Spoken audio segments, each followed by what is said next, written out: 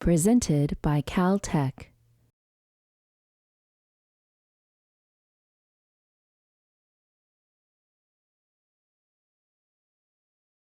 Welcome to this evening's panel discussion on science and the university-government partnership. I'm Thomas Rosenbaum, president of the California Institute of Technology, and we're excited to be able to welcome you to this event. I want to start by acknowledging two local leaders in the audience, Pasadena City Council Chamber Member Margaret McAustin and San Marino Mayor Eugene Sun.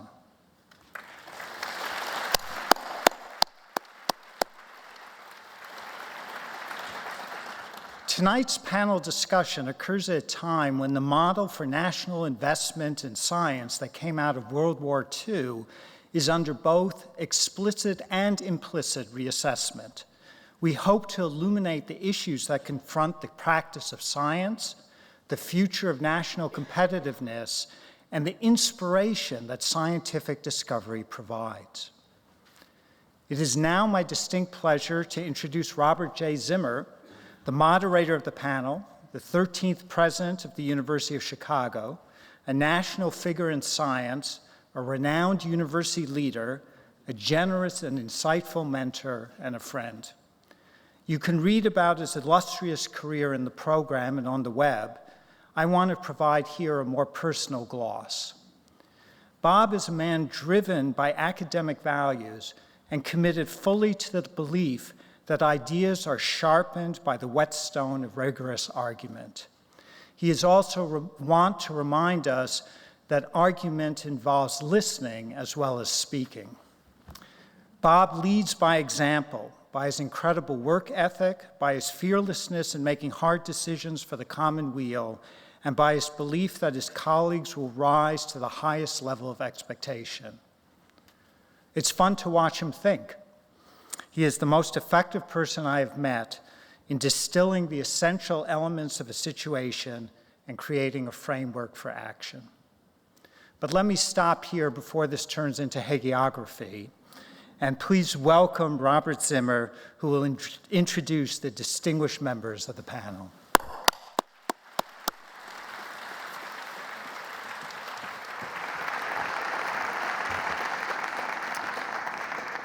Good evening.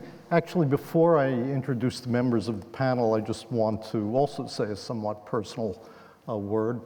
Tom and I worked as very close partners at the University of Chicago for many years. It was a great personal joy for me and a great professional privilege. And I could not be happier both for him and for Caltech that he is here as Caltech's president. Caltech is an extremely important institution, not just for the alumni and the students, but for the country and in fact the world. The leadership of such an institution is critical for all of us, and again, from the point of view of somebody from outside Caltech, and somebody with a great deal of personal knowledge about Tom Rosenbaum, you could not be in better hands. So congratulations to Tom and to Caltech.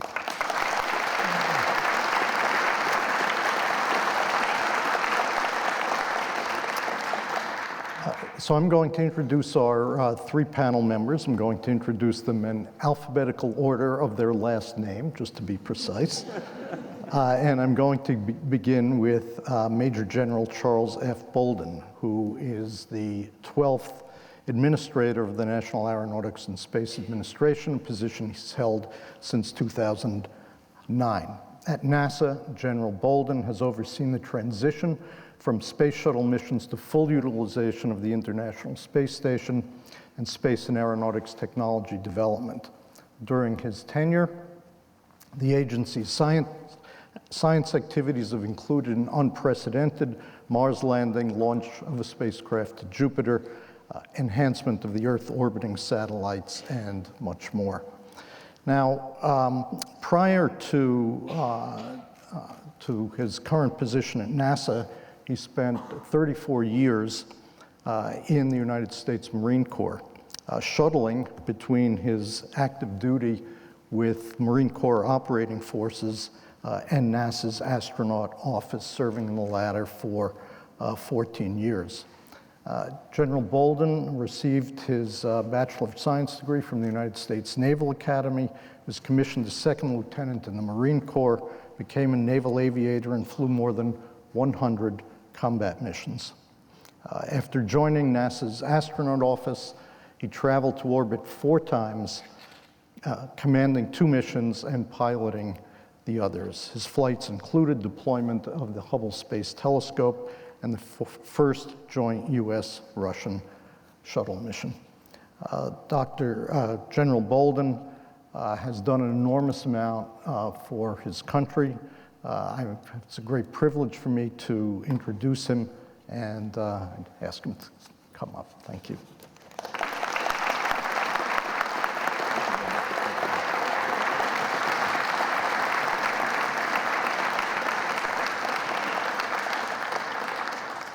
Now, Subra Suresh is the 9th president of Carnegie Mellon University, where he began his tenure in 2013. And I think, as everybody here knows, prior to that, he was the director of the National Science Foundation. A quite remarkable feat that Subra has achieved is that he's the only current university president to be elected to all 3 national academies, the Institute of Medicine, National Academy of Sciences, the National Academy of Engineering. He's one of only 16 Americans with membership in all 3, and I will leave it as an exercise for you to do the arithmetic to see what conclusions you want to draw from this about the collection of university presidents.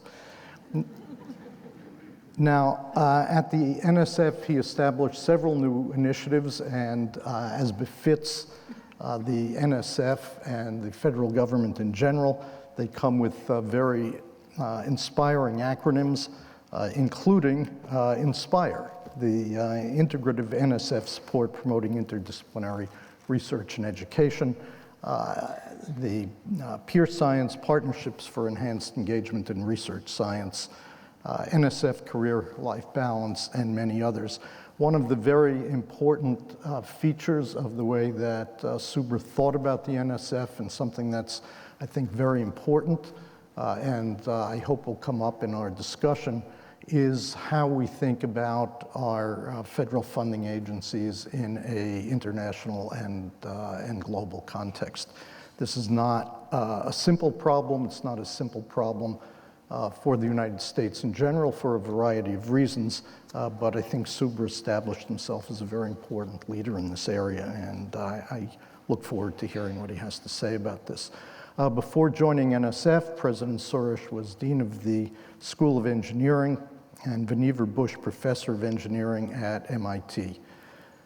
He received his Bachelor of Technology degree from the Indian Institute of Technology in Madras and his PhD from MIT. He's held positions of various sorts at Berkeley, Lawrence Berkeley National Lab, at Brown, and then joined the faculty of MIT in 1993. So please welcome Subra Suresh.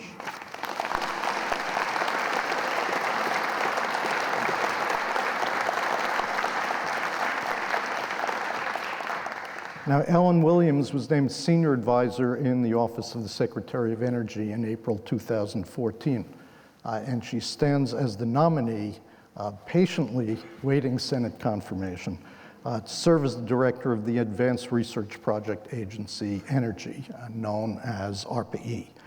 As currently a senior advisor, Dr. Williams develops strategic plans for technology transfer across the U.S. Department of Energy. Most recently, Ellen served as the chief scientist for British Petroleum. She was responsible for the company's long-range scientific plans and activities, as well as its major research programs around the world. She provided strategic science advice to BP's senior executives on all matters of significance. Prior to this, Dr. Williams built a 30-year career in academia, having a PhD in chemistry from Caltech in 1981, moving to the University of Maryland.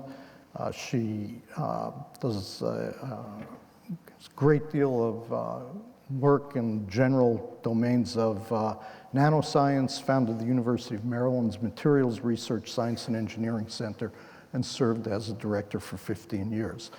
So what you see here in Ellen Williams is somebody who has had deep experience in the academic world, deep experience in the corporate world, the technology component of the corporate world, and deep experience about to get deeper, assuming she's confirmed, in her work in the federal government. So please welcome Ellen Williams.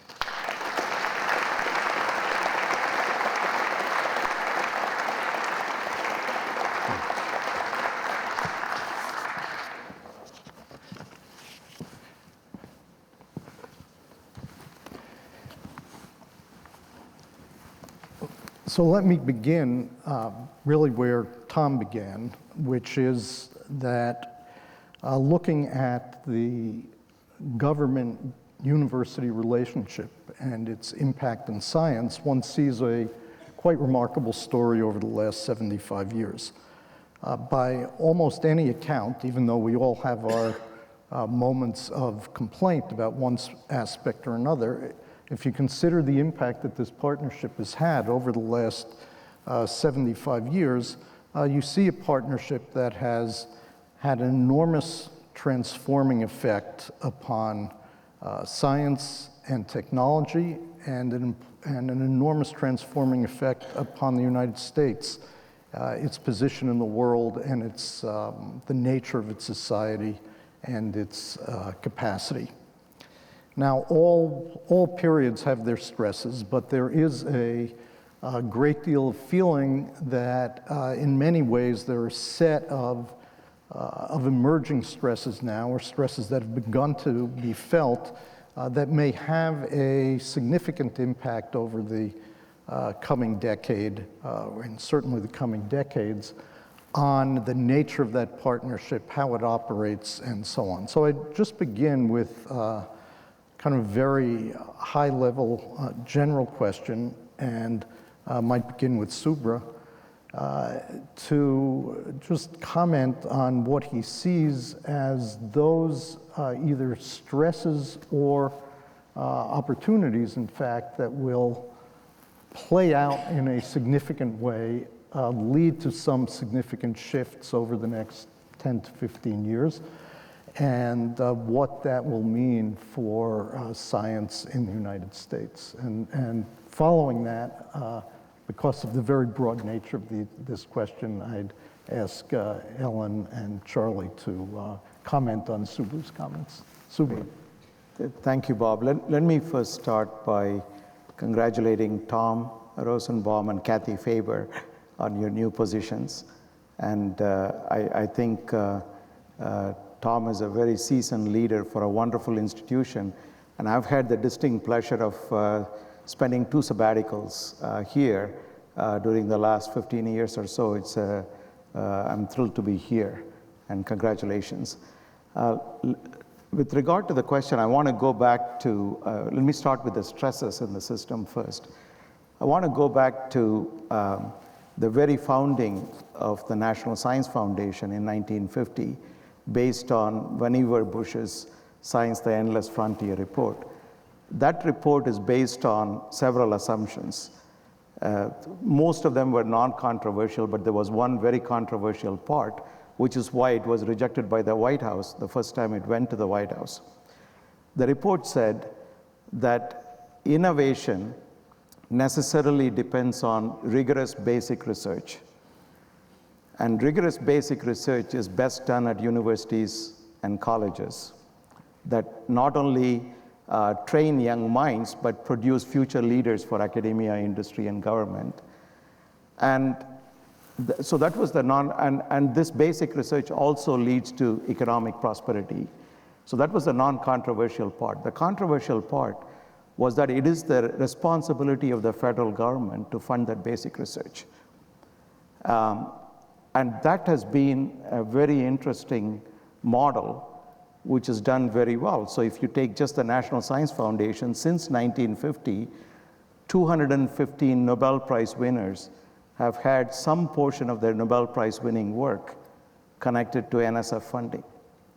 And that's 35% of all the Nobel laureates all over the world. That's a remarkable feat.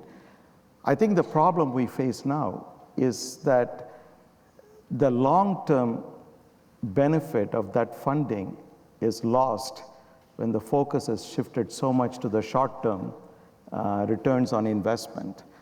And I think somehow trying to get that message across has been one of our biggest challenges, at least in the last couple of decades. The good news is that there is at least some recognition in some parts of Washington that universities serve as economic engines for the region. For example, in my own current institution, after the decline in manufacturing in Western Pennsylvania, when the economic prospects of the region were really down, people believed that without the two universities, that region would not have come back. And so the contribution of universities, not just for creation of knowledge, but transforming regions. And places like Carnegie Mellon are viewed as regional transformers.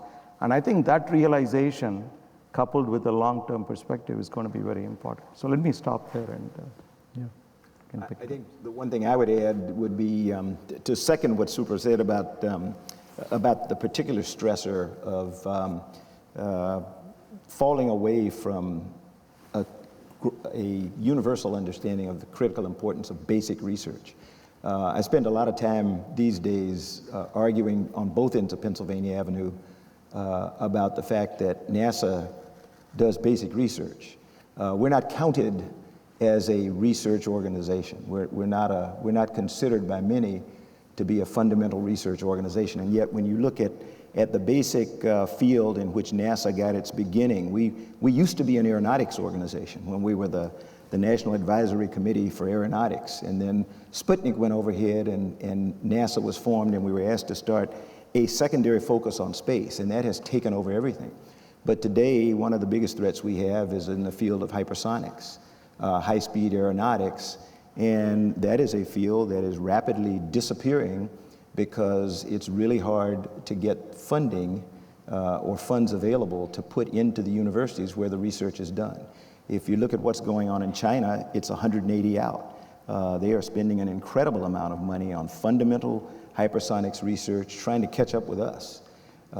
Everybody's trying to do that. So that's stressor number one, is trying to help people understand that if you don't spend something on fundamental research, sooner or later, you have nothing to feed into the operational research and development or into the other things that everybody wants right now. It is a problem that I think everyone has recognized for a number of decades, but it's not a problem that we seem to be doing anything about. So I really wonder, how long can we keep denying that this is an emerging threat to the nation? A good thing, though, is that NASA still, as an example, manages to find funds that we put into colleges and universities. We really depend heavily on colleges and universities. Caltech, and our partnership with Caltech, because they run the Jet Propulsion Lab, which is our only federally funded research and development facility. We're not like the Department of Energy that has them all over the country. I have one, and it is, most people don't know that because they look at Caltech the way they look at JPL the way we want them to look at it, as a NASA center. And it is one of the premier centers in NASA. Curiosity came out of here. If you look at, I saw my friend Dr. Ed Stone earlier. Dr. Stone is the leader of the team of the first anything that left our solar system. That's a big deal. That is a tremendous deal to us. And right now we have a spacecraft that's called Pluto New Horizons. When it reaches the planet Pluto, I call Pluto a planet, forgive me. For those of you who are in the small planet business, it's always been a planet to me, and I know it's probably heresy for me to say that, but it still is. We see some asteroids that are also almost like planets nowadays. But when Pluto New Horizons gets there, for the first time in the history of humankind, the United States will have some type of instrument, some type of sensor, looking at every single planet in our solar system, and thanks to Ed Stone and his team, one set of instruments that has left the solar system and is in interplanetary space. So at some point, we have to realize what we get for the small amount of money that we put into colleges and universities where this basic research is really done. So I'd like to kind of comment from the perspective of the Department of Energy. One of the really profound impacts that we can see is that we have going on right now basic research, applied research, and developmental research. And the economy is constantly reaping the benefits of the applied and the developmental research. And if you think about our science and technology enterprise, you can think about it as a portfolio where all three aspects have to be going on simultaneously. And we could imagine stopping the basic research and just harvesting the developments and the applications, and 30 years hence really be in a sorry state because we would lose those endpoints. At the Department of Energy, about a third of the portfolio is basic research, about a third of the portfolio is applied research, and about a third of the portfolio is developmental for our mission delivery. And we can really see that portfolio approach where you put together all three of those things, and you need to constantly balance and make sure that the fundamental cross-cutting basic science is always there to drive what you're doing for the future, to give you the opportunities and the ability to respond to the unexpected and drive the next generation of applied research and developmental research. So within DOE, we really have the opportunity to look at our research enterprise as a portfolio, but I look at the entire U.S. research enterprise as a portfolio as well, and that we can think about and perhaps make the story resonate to those who have to make decisions about how important it is to balance that portfolio of all the different aspects of research and development so that we have continuing prosperity. Let me pick up on the general theme of this and direct it to a slightly different question and preface that with a general remark. So if you look at what people have been, all three of you have been talking about in one way or another, and I think Charlie used the phrase of comparing what you're going to be able to do in the future versus the demands for right now. You could say that there are an enormous number of aspects of our society. It's not just a question of support for science, where there is much more attention on right now rather than long-term investment in the future. An example of this that I've been thinking about myself quite a bit and talked about with a number of people earlier is if you look at the nature of support for students from to be able to attend higher college or university at the most elite colleges and universities, there's a structure that enables that to happen. All of us support our students really independent of their capacity to pay. But when you look at public funding, which educates a vast percentage of our students, 75% of our students, that public funding for this has gone down in real terms by 30% over the last decade. So you see here another example in a related domain of how other priorities for doing things right now, for pleasing somebody right now, is distracting us from making investments in the future. And I'd just like to integrate these two things by talking a bit and asking you to reflect on the issue of human capital, of the development of individuals and their capacity for science. So with tight funding, the question of how do you get enough funding into the hands of young people so that their careers can go forward. How do you create a structure where our immigration policies are going to bring in this enormous flow of talented people that have fueled the development of the United States for so long? So if you could just somehow reflect a bit on this same type of topic that we've been talking about, but how we think about investing in younger people and how we get on a better track than we're on now. So, one way to look at it as a portfolio of options. So if we look at the US, no matter whose rankings you look at, if you look at the top 100 universities in the world, 2/3 of them are American universities still, with all the problems that they have. Why is that? It goes back to your question about human capital development. If you come from a family where you are the first one to go to college, you have a community college option. You can go from there to a state school, from a state school to a private university for graduate school, et cetera.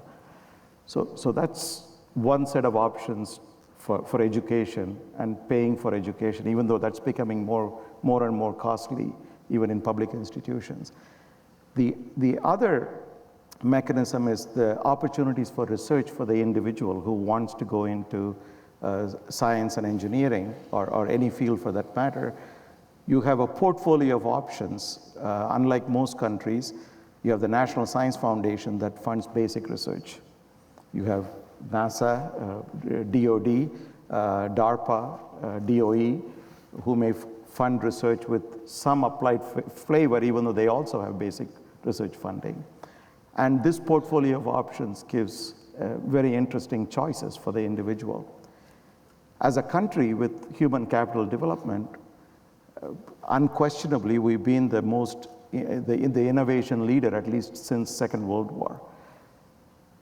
But that has come despite some very surprising trends. So if you look at college graduation, 4.4% of all the college graduates in the US have an engineering degree, 4.4%. And that's been declining steadily. So if only 4.4% of the students, the graduates, are engineers, how can we be an innovation leader on a global scale? That comes back to immigration. So we have a system that brings people from all over the world. Congress has been talking about different aspects of immigration, but what has been lost is the economic impact of immigration. Immigration is no substitute for developing local talent, so it's not a replacement. But one of the things that has added to the US is the following. So we have a bill in Congress for 100,000 technically qualified people who the proposal is to give them green cards every year. Here is the economic argument. If a child is born today in the US, the predictions are that it'll cost the parents about $500,000 to bring the child from birth to age 22 until college graduation. So 100,000 people who come here with an undergraduate degree at age 22, going to graduate school, some other taxpayer is paying the United States innovation ecosystem $500K a pop for 100,000 people a year. That's $50 billion a year. That's 7 times the annual budget of the National Science Foundation. That's the economic argument, which is never discussed in Congress. So there are so many different, and this is one of the reasons we had much more investments into our research enterprise in the US than we think we did from US taxpayer money. It's foreign taxpayers paying our innovation ecosystem. 1/3 of the American Nobel laureates had their first degree abroad. 1/3 of the members of the US National Academy of Sciences had their first degree abroad. How many faculty at Caltech have their first degree abroad? So I think it's that combination of portfolios that has made the US successful. As long as we retain it, we're going to be successful, but there are significant headwinds. And I think that's going to be the interesting challenge moving forward. I find it interesting as I travel around the country, and I spend a lot of time on college campuses and trying to talk to university presidents, and particularly the engineering schools. They're almost always largely foreign students. And I'm a South Carolinian, and I was at the University of South Carolina for commencement this past spring, and I talked to Dr. Plastides, and he's very proud of the growing population of engineers there, but he said, you know, the vast majority of them are from China or India or somewhere else. And I said, but why do you do that? He said, we've got to survive. And they pay. You know, we don't have to worry about scholarships and grants and the like. However, the downside is we don't let them stay the way we used to. So, you know, we're helping the economy on the short, but we're losing in the long run because we're not being farsighted. We're being very narrow-minded in how we do things. And so you mentioned immigration reform. It is something that, you know, why does NASA care about immigration reform? I do because I need a thriving workforce. And, you know, I spent 14 years in the astronaut office in Houston, Texas. And it was always interesting when you got in the simulator because you heard more languages in the simulator from the sim soup and all the operators back there, the guys and girls that did the programming, because almost all of them had their first degree from some other country, but then they got their master's and their PhD here in the U.S., but they were allowed to stay then, and they became productive American citizens. And so, you know, I'm selfish in that regard, is I need a very strong STEM workforce. And I can only do that if I can start in the lower grades and then nurture them and take them through college and grad school and then retain them. And I'm afraid we're not going to be able to do that in the numbers that we need.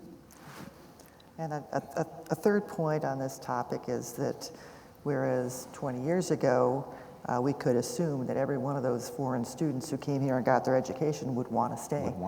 And now we're seeing that China, India, these countries are going all out to bring their most talented students back, give them attractive positions, make them leaders of industry. And so we can't just assume that we're going to have the same economic boost that we've been having all this time and have it last forever. One of the things that we haven't been talking about here is that there is a third leg. We've been talking about university-government interaction, but there's a third leg of industry. And both in terms of our science and technology having economic impact and in terms of having valuable and attractive positions to excite young people about STEM fields requires us to have a strong and dynamic industrial base in the United States. And so there's a third leg here that we probably need to bring into this discussion. I might just start with you, Ellen, particularly given your position, or about to be position, around another question that comes up in thinking about scarcity, which is the way a lot of scientists, of course, are experiencing the funding situation. And that is the extent to which scarcity pushes people into a more conservative mode, to which there's increased regulation pushes people into a more conservative mode. And so when you have this environment of scarcity on top of an increased regulatory environment, which I think is sort of impossible to deny that we're in, how do you ensure that there's an ongoing array of support for fresh ideas, for new things, for things that have the potential to be transforming against what might be safer things with a much more clear compliance path and regulatory path and so on. Obviously, ARPA E was to some extent meant to deal with this, and it just sort of ask you to reflect how you think about that question in general, how effective you think DARPA was, how your hopes for ARPA E, and how you see it inside this portfolio of the DOE. So even within the portfolio of DOE outside of ARPA E, I think it's really important, and across the US portfolio, to make sure that the portfolio addresses a spectrum of risks. It's not that different, say, from a stock portfolio, is you want some things in your stock portfolio that are going to be real solid, steady winners for a long time, You want some things in your stock portfolio that are going to have the potential to really win big. Of course, if you knew at the beginning which ones were going to win big in that nice pool of offerings your stockbroker offers you, you'd know what to pick and we'd all be rich. We don't know, and so we have to take some risks in the early stages. So in any spectrum of technology investment, we really need to make sure that we have the steady performers of known delivery, but also a portfolio of risky investments where we know that when we invest in those, traditionally something like 20% of the initial investments in a technology portfolio at the end are going to wind up yielding 80% of the benefits. And you just don't know in advance which of those 20%. Both DARPA and ARPA E are predicated on really trying to drive that risky part of the portfolio forward.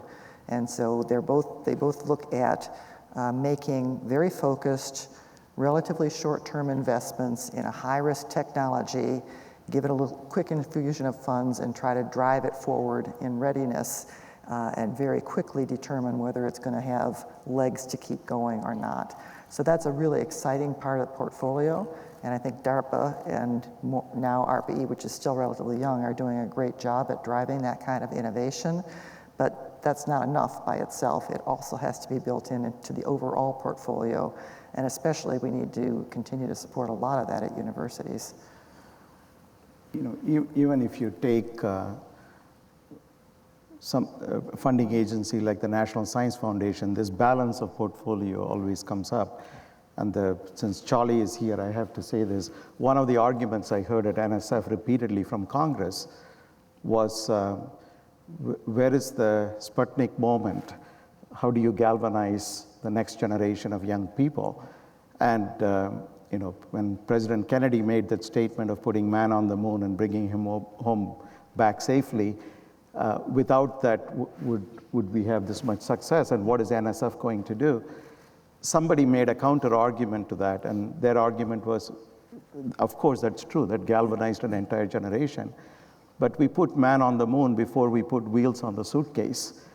And having wheels on the suitcase is a very useful invention on a day-to-day basis. Both are important, and we can't, and the job of an agency like NSF is to create innovation of all flavors and sizes and scales, so that we all benefit from it. So that's one line of argument. And if we take that in a different way, remarkably, the people who founded some of these agencies had such forethought. For example, when the federal government created the SBIR program, Small Business Innovation Research, Congress did not ask the Department of Commerce to do it. They did not ask DOD to do it. They did not ask NIST to do it. They did not ask NIH to do it. They asked NSF to create an SBIR program. It was the first agency to create SBIR. And now Congress mandates that 2.5% of the $7.2 billion budget be set aside for small business. Grants of the order of $25,000, $50,000 help create Qualcomm, Symantec, and scores of other companies. In fact, a few years ago, I had Irvin Jacobs on an NSF video saying that without the $25,000 from NSF, Qualcomm would not be what it is today at a critical moment. So I think it's that balance of portfolio and the attention given, not enough money, but attention given to different types of investments within the broad portfolio of basic research is what created a lot of wonderful innovations. Even since we are at Caltech, when President Bill Clinton came in 1999 to Caltech to announce the National Nanotechnology Initiative, since 1999, more than 200 companies have come out of funding from NSF purely for basic research in nanotechnology. And it was not in the proposal that creating a company is a metric for success, and yet it happened. So I think it's that kind of a foresight in creating it, as long as we preserve it for the future. I'm very optimistic about the future, despite the fact that we are not investing enough.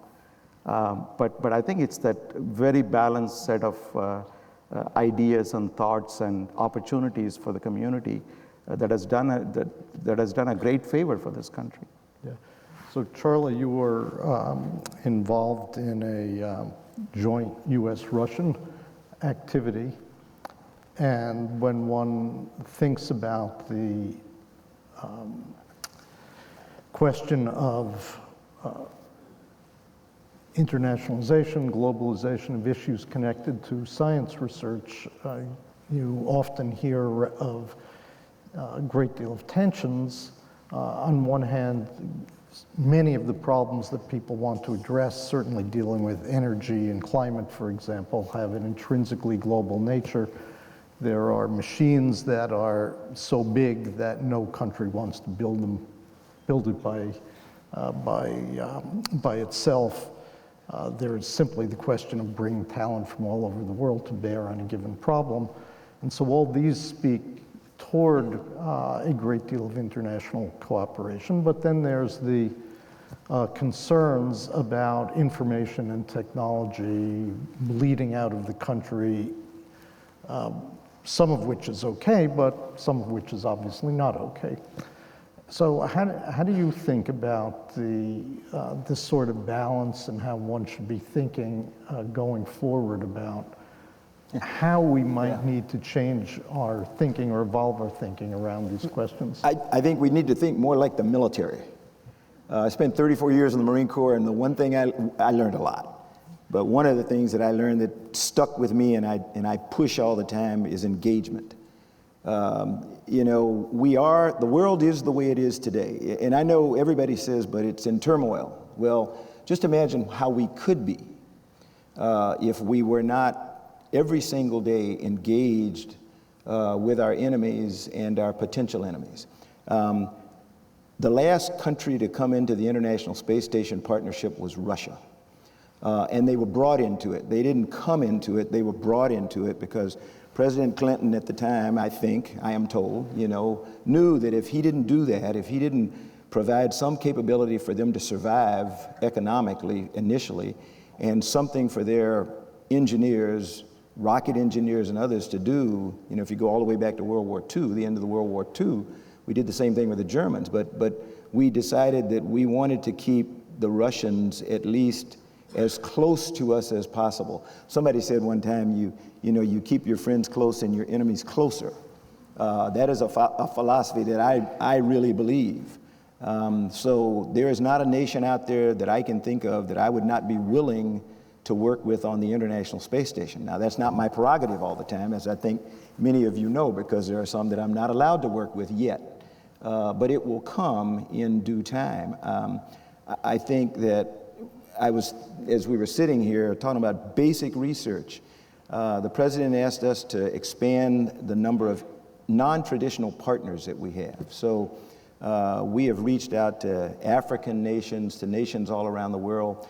NASA and the NSF and others have a program that's called Develop, where we bring young students from around the world in and we let them work with NASA engineers and scientists and people from academia on basic issues, societal needs, whether it's clean water, making sure crops subsist and the like.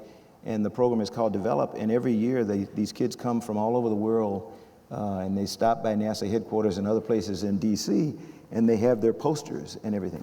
And it's real research. This is not, they have actually gone out and met with American students, and it changes their lives, and it allows them to feel that they're making some contribution to making the world better. So collaboration, engagement is absolutely critical. And it's not because, we don't have enough money. That is a factor.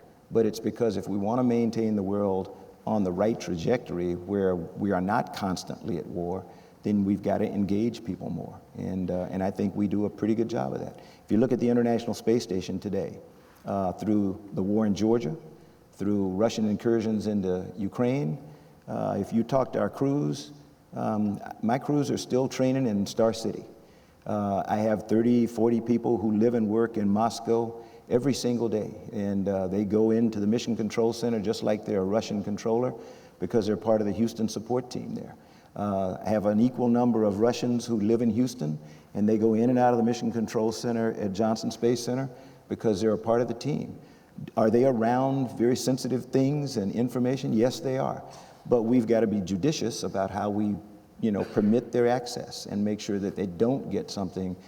We can't say, no, you cannot come into our country. We've got to be better about guarding those things that we don't want them to have access to, and it can be done. And I think our military demonstrates that each and every day through their engagement. Yes, Subra, you were made global contacts, global engagement a priority at NSF. Want to just share your thinking about what drove you to that? So one of the constraints that all federal agencies have, not just in the US, but around the world, is we cannot send US taxpayer money abroad. And I mean, likewise, foreign taxpayers cannot send their money here for research purposes. But despite that, I think there are so many opportunities for us to leverage and collaborate. So take, for example, the US Antarctica program, which is run through the National Science Foundation. We have 51 countries that have signed the US Antarctica Treaty.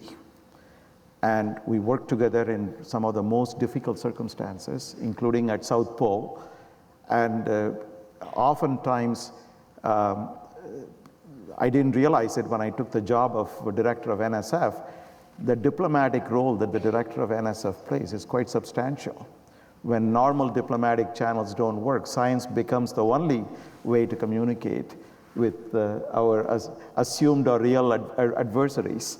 And so there is a lot of opportunity to engage. One of the things we found was also that even without sending money across borders, we have an opportunity to get resources to American scientists abroad and vice versa. I just want to make one point in direct response to your question. We are in an era where the input to funding is all local and national. So it's the US Congress decides how much money the federal agencies get. We give it to American citizens within the borders of the US.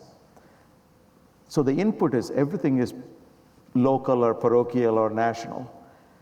But if you take NSF funding in American universities within the US border, the majority of students doing the research here at the graduate PhD level are foreign students. And they can get the degree at the American university, and as Charlie said, they can go back anytime. So the investment is being made within the US borders. But even beyond that, once the output of the research funding comes into existence, it's global. There are no borders to this. So the question is, who's in charge? So we can create all the policies we want, but we have no right to enforce them once the output of our funding leaves the borders. So how do we get a conversation? This is one of the reasons we started the Global Research Council. Basic things like peer review for collaborative research projects between two different countries. Whose policy do we use? And do we dictate our policies because we've been around the block longer than somebody else has been? I would take the further view, and I'm on record on this. I believe that good science anywhere is good for science everywhere. So that means if somebody can do good science in a foreign country, it's not only in our interest to support it, I would argue it's our duty to support it. Not with our money, but with our intellectual support. And if so, how do we create the processes and practices that are conducive to that? And that was one of the reasons behind the Global Learning Council. Another area where there is a lot of commercial and principles intersect is the issue of open access to publications and data. Who pays for it? Which taxpayer pays for it? And the British government unilaterally took a step that all British publications will be made available free of charge at the British taxpayers' expense. Britain accounts for 7% of the global scientific output. So that naturally the British taxpayer is asking the question, why should the remaining 93% of the world get it for free. The US accounts for 22% of the scientific output. So I think these are questions where we have no choice but to engage on a global stage, because it's not the US government policy that's going to have an answer, increasingly so. And I'd like to just add one more comment on the global scale.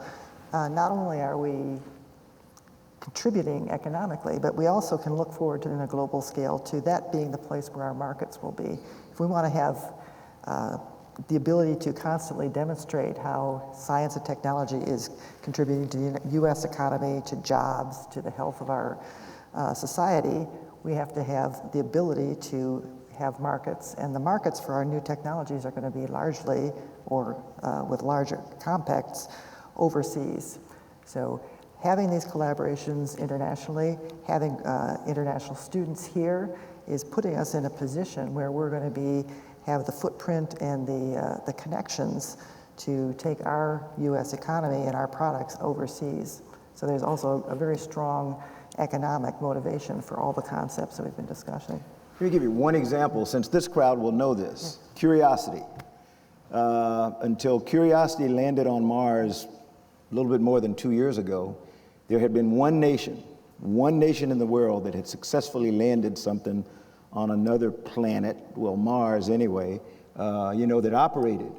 The moment that Curiosity landed on Mars, not only were there multiple nations there were, where's Charles Alachi, or somebody else can help me here. I think there are 15 nations that have investigations on Curiosity. There are 5 nations other than the United States that has instruments on Curiosity. The weather station, Larry, help me here. The weather station, the big thing that stands up, I use these technical terms, but Curiosity has this thing that sits up and it's got cameras on the top, but it's got little arms that stick out. Well, those are anemometers. Those are the wind vanes. And so that didn't come from Caltech, and JPL put all this together. They were the integrator. But that came from the Astrobiology Center outside of Madrid, Spain. Now, how else would the Spanish people be able to brag about having something on Mars? They have the Martian Weather Station, and it's thanks to the ability to collaborate with American institutions, with Caltech, with MIT, with NASA, with NSF, with other American government organizations, that it adds some stature to them, and that's pretty important. We talk about economic value. There is also the value of pride and just personal stature.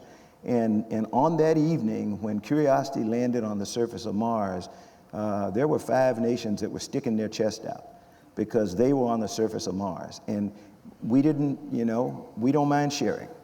At least I don't. And that was really, really, really important. I think that was probably as important as anything else about Curiosity, was the fact that it took a number of other nations into a place that they had never, ever been, and probably never would have been able to be.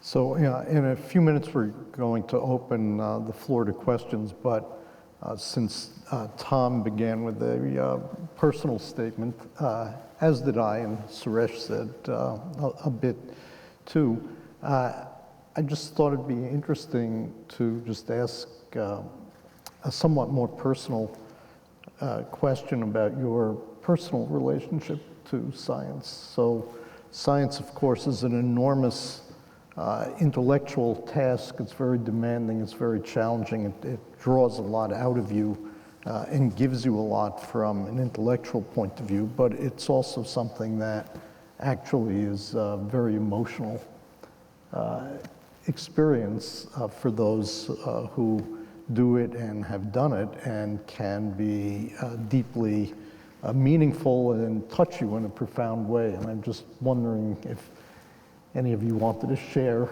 a word or two about your own experience as either a younger scientist or older one. I realize it's not the usual question you get on these panels. People always ask, what was it like to fly in space, and what's your most fond memory? And I tell them it didn't have anything to do with flying in space, and it wasn't an experience in space. It was the 2 years of preparation for my last flight for a number of reasons. I knew it was going to be my last flight, so it was emotional. But it was also very special because I had 2 Russian cosmonauts that we moved to Houston, Texas with their families, and they lived and trained with us for 2 years, and then I ended up flying with a guy that I have the utmost respect for, named Sergei Krikalev, who today has more time in space than any other human being. He's lived more than 2 years of his life out there, twice on the International Space Station, 10 months on Mir while the Soviet Union was disintegrating. A guy that left the planet as a citizen of the Soviet Union. His hometown was called Leningrad. When he landed 10 months later, he was a citizen of Russia, and his hometown was back to being called St. Petersburg. But you know, just getting to know him, having an opportunity to get a better understanding of his culture and the way they did things was invaluable to me. What it did for my children, my son and daughter, you know, who we had an opportunity to get to know his family and his kids, and they are friends today. You can't beat that, you know. That's the richest experience I've had. Yeah. Thank you. I think trying to the most challenging experience, which in hindsight was one of the most exhilarating experience, was trying to change your field completely in mid-career. And so when in my case, in my early 40s, when I was head of a department of material science and engineering and trying to do research in malaria, and then showing up in a place like Institut Pasteur in Paris and trying to give a talk about malaria to hematologists and parasitologists, I had enormous trepidation. And in fact, my wife joked to me that morning that I asked, what if I make a total fool of myself? She said, they don't know anybody in your community, so nobody will ever know. And I think that was the toughest challenge. The remarkable thing that I found out of that experience was that communities that are so far different from you are, they know you are not one of them, but if there is something remotely valuable in what you say, they want to latch on to it because they have nothing to lose, because they're not competing for funds with you, they don't know you, and you have nothing to lose.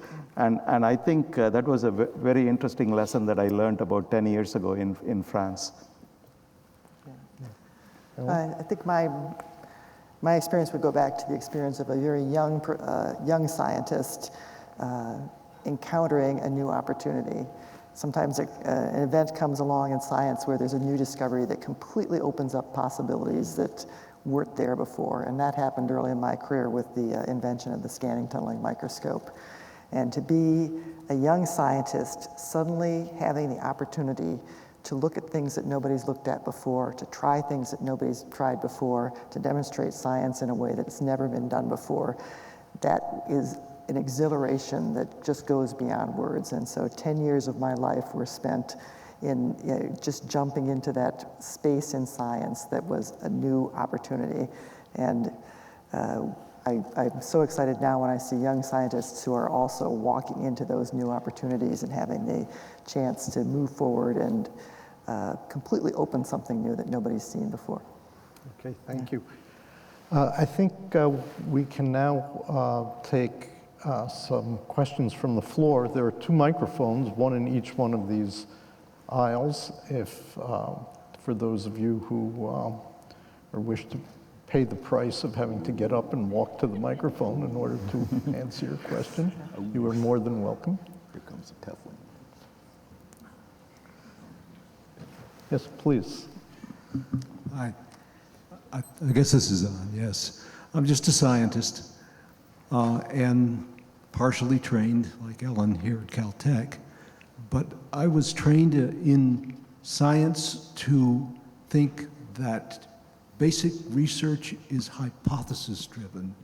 So when you say basic research, I have to think of what's going on now in the NIH, which is the institute I have most dealings with, that they do not consider it necessary for their applicants to write hypothesis-driven applications. And, you know, our journal at Caltech is called Engineering and Science, and most of the documents, the applications that I've seen before they threw me out of the study group for protesting that there weren't enough hypothesis-driven applications, were more like engineering. So I'm wondering what your definition of basic research is. So my definition of basic research, this is not necessarily government's definition of basic research, is taking a problem that is intellectually challenging, even if it has no known application at the time you're trying to develop a solution to the problem, and try to pursue it with rigor, intellectual rigor and depth to the fullest extent, and it advance and do something that nobody before you has done. In some cases, it's incremental progress. In some cases, it's substantial progress. And I think furthering the boundaries of knowledge, to me, that's basic research. So if you look at NSF funding, let me just give 2 examples of this. When GPS was primarily in the domain of intelligence gathering during the Cold War, NSF in the 60s, 70s, and 80s funded a lot of the basic research into GPS. At that time, who would have known and who knew that we will all be carrying a mobile device that has GPS capabilities today? Had NSF not funded it during that time, or had NSF asked the question, what is the return on investment 3 years from now, we would not have GPS today. To me, that's furthering basic research with huge application. Yeah. Okay, please. I have 2 questions, only because you probably don't want to answer the first one. The elephant in the room that we haven't heard about is the U.S. Congress. The U.S. Congress appropriates the money that allows all these wonderful things to be done that you've been talking about, and certainly in the area that I know best, which is health research, there's about a 25% decrease from peak in the buying power of the money being provided by the U.S. Congress in that area, and I think it goes across the board. So the question I think you probably, at least 2 of you being in the administration, may not want to answer is there a way to engage the U.S. Congress in understanding the wonderful things that you have all said so that we can regain the momentum that we had over so many years for the funding of research? Yes, we have to. You know, I was telling somebody earlier, I enjoy my job better every day. You know, if you'd asked me about, was I enjoying myself like year 1 and year 2, first time we met, you know, 2009, 2010, I wasn't enjoying myself at all because it was just a constant battle. But today, every day, I see that we're making incremental movement with the Congress and the administration. I'm a part of the administration. I'm part of the problem. You know, we have, if you want to be honest, there are 2 ends of Pennsylvania Avenue. And both of those ends think their idea is the best thing since sliced bread. And both are wrong. And both of those ends need to understand more that the only way that we do things that we do in this country so well is that at some point we reach compromise. I'm trying to reach compromises with my committees right now, particularly my science committee, on science. The fact that there is climate, and it is changing. You know, that's a fundamental question, and it is a fundamental concern for me, because if I can't get the science committee in the U.S. Congress to agree that someone has a hypothesis of how we begin to understand what's going on and maybe we can do something about it, then they're not going to give me any money for research. They're going to say that's not research, it's foolishness, and so I don't want you to do that, which is that's the task they take sometimes. You know, you're doing something that everybody else is doing, so stop doing it. So that would be my answer to your question. People like me just have to keep sticking your nose in there and, you know, and trying to educate them bit by bit. We let astronauts talk to them from the International Space Station. We go into their communities and we try to show them where science is making a difference in the lives of their people. And they can't deny that. And so it's incremental advancement. Yes, please. What was your second question?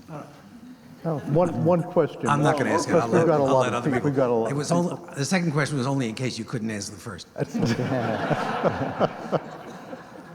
I would like to respond to a comment I heard, which I think had a negative tone to the fact that we bring a large number of foreign students here and then they return to their countries. That's not a loss. And I want to illustrate that because I spent 2 years at the Indian Institute of Technology in Kanpur. Most of the faculty there were American trained. They were brought away from America, but they brought up a group of extraordinarily capable students. It's become a first-rate institution, one of the best institutions in the world. And a large number of people, both in India, have made India far better off, but there's a large number of people who came back, sent their students back to the US. If you live in Silicon Valley, you know that there's an awful lot of Indians there. So I think the net effect of the exchange, of us bringing Indians here, training them, sending them back, letting them bring India from a primitive agricultural state to a kind of high technology state, much of it is now, is really a benefit to America, to the world, and to India. If I could just quickly answer to that, you're absolutely right. I think the comment that we made was with respect from a US perspective. So you are absolutely right. Ultimately, you cannot have brain drain in one direction all the time. This is why what they call, you need brain circulation. And circulation is much healthier than drain. And it benefits. But the issue is this. If one has the infrastructure to do basic research, there are other benefits beyond basic research. If there are opportunities to do basic research for those who want to do basic research, then I think the circulation is most effective. When that opportunity doesn't exist, that's when we have issues. The point I was trying to make also is that the reliance in the US on foreign talent is both from an economic point of view and a human talent and capital point of view is so significant that if that reverses in a fairly short period of time, there will be very severe consequences for the US. So that was the main point. Yeah, please. Okay, so we heard a lot about how government funding is decreasing over the last decade or so. So how are universities responding to that funding shortage? Are they using private funds more, and how does that impact the research that they do? So President Zimmer has just launched a major capital campaign. Well, it is in general a problem that can't be fully overcome in any other way. The amount of money that the federal government supplies for research just can't be substituted for. So you can't have the federal government disappear and think you're going to be able to do the same thing. Philanthropy is absolutely critical, and I think we are seeing increased philanthropy. It's extremely important to every major university, and I think by and large, and in fact it's almost always the case, that those who want to make philanthropic investment in one university or another, particularly in the science and engineering areas, do so with a very clear goal of wanting to see science advance, wanting to see technology capacity advance, wanting to see human capital increased, all the same motivations that in fact universities have. So I would say philanthropy is, as much as anything can be, and essentially 100% good, it's a 100% good. And however, I don't think it's even plausible to imagine that you can see too much of a dramatic decrease in federal funding and have it compensated for adequately by philanthropy. Yes, please. Yeah, so that's a good entree to the question I wanted to ask, or the point I wanted to make. And it comes back to the problem of the Congress. It isn't actually, I don't think, the Congress is the problem. It's the voters right now who are listening to voices that are very loud from the what I consider to be the far right wing, who are talking about, who are taking away their confidence in government, and who are pushing an agenda that wants to defund government. So the question is, how do we increase our voice? I think it's a political problem, and I think it's a battle. Every bit as big as other major political revolutions have been in the past. The four of you aren't really in a position to make your voices loud because you'd probably lose your jobs. So the question is, how do we as a group form alliances, organizations, find individuals who aren't endangered like you would be, like me, who can, actually we need money too. How do we find rich people who are willing to spend money like the Koch brothers do to get our message across? Because if the American voters don't understand what they're losing with the defunding of government, when it's lost, it will be too late to really bring it back quickly. And I think the American voters need to hear the message long and loud and again and again and again, and they're not really hearing our side. I would disagree with one thing you said, and that's that people like us can't say anything. I'm very vocal, I think. I spend probably as much time as anybody else on the chicken circuit, if you want to call it that. I try to spend a lot of time in colleges and universities and elementary schools, and I'll go to a kindergarten. It doesn't matter.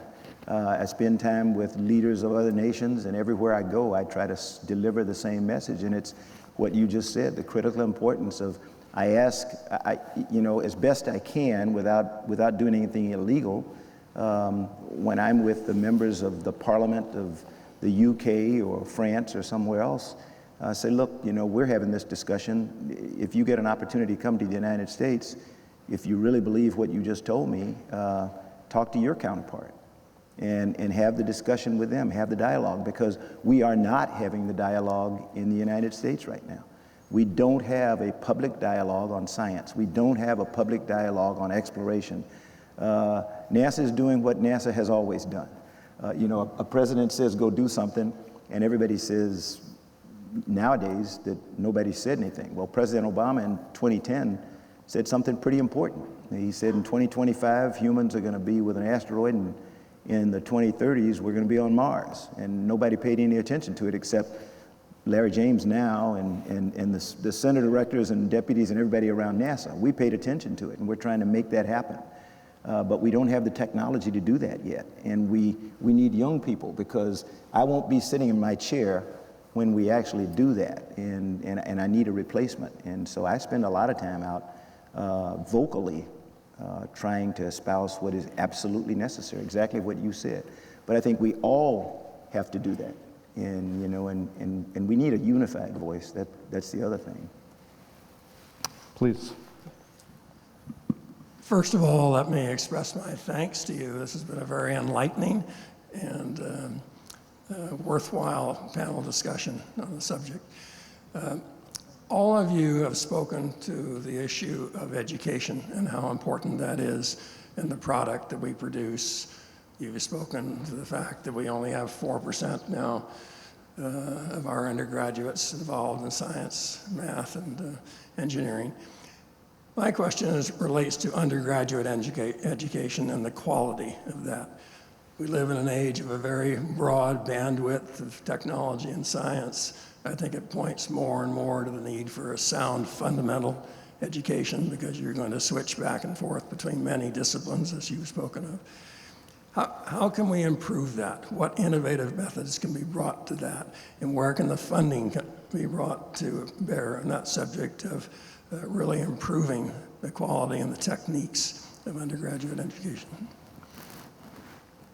So, of course, that's a very tough question, and there is no, I don't know a simple answer, but let me take one small subset of your question, which deals with colleges. So I'm leaving K through 12 aside, because one of the issues we have as a country is that our K through 12 system is highly decentralized, which is all locally.